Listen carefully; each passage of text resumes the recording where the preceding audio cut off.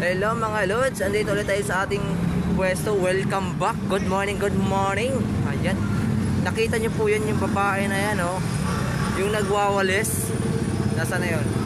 Yung nagwawalis, papunta yan dito. Dito lang yan sa pwesto ko. Araw-araw yan. Araw-araw nagwawalis yan dito kasi para daw malinis yung kalsada. Ayan. Tingnan natin kasi pupunta yan dito sa pwesto ko. Dito, wawalisan niya to. Dami ng mga basura nangangalat. Ayan. Parang buhay na buhay pa si Imelda Papel kasi kamukha talaga niya si Imelda Papel, yung artista. Charot. Tara, pupunta dito yan.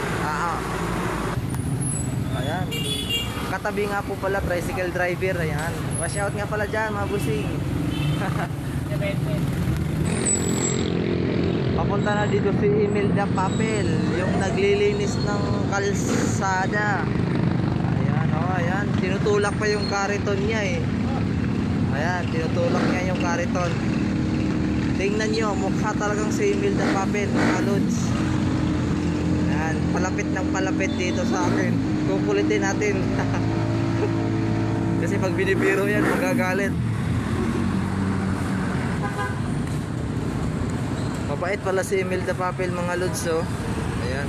Pati kalsada, linisan, iwawalisan. Ayan.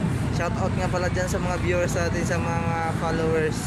Pakipollow na lang po si Ate Jane Veralio. Ayan. Oh. Mamaya, malinis na yung mamaya. Good morning, Imelda Papel.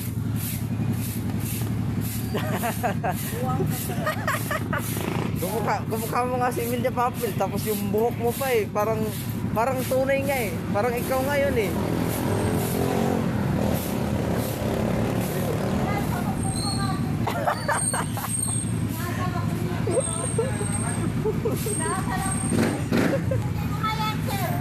Bakit? Di ba mukha ba siyang Imelda Papel? Di ba si Imelda Papel yan, di ba? Buhay na buhay yan eh.